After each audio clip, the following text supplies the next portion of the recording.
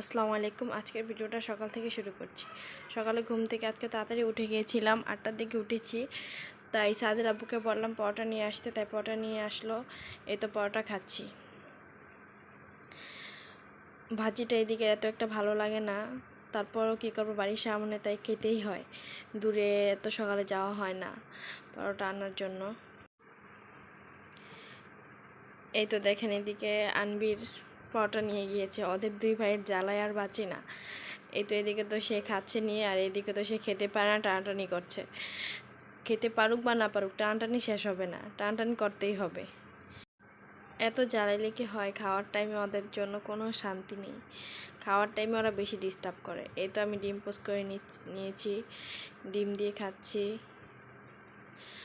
তারপরে আমার কাকি বৌয়া দিয়ে গিয়েছিল, তারপরে বৌয়া খাচ্ছি।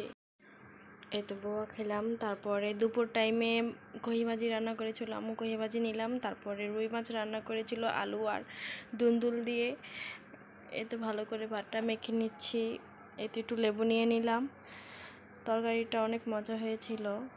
এই তো মাছটা একটু নিয়ে নিচ্ছি। অনেকে তারপরে নিয়েছিলাম আলু দিয়ে শুটকি রান্না করেছিলাম আম্মু, শুটকি নিয়ে নিলাম।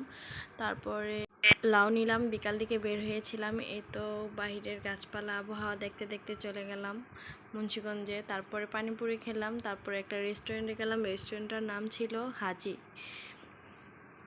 রেস্টুরেন্টটা ভালোই ছিল, দেখতে সুন্দরই ছিল। আগে অন্যরকম ছিল, এখন এই তো আমাদের খাবার এসে পড়েছে।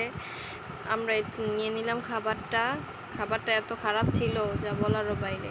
কোকটা দিয়ে খাবারটা শেষ করলাম। আজকের ভিডিওটা এই পর্যন্তই। সবাই ভালো থাকবেন।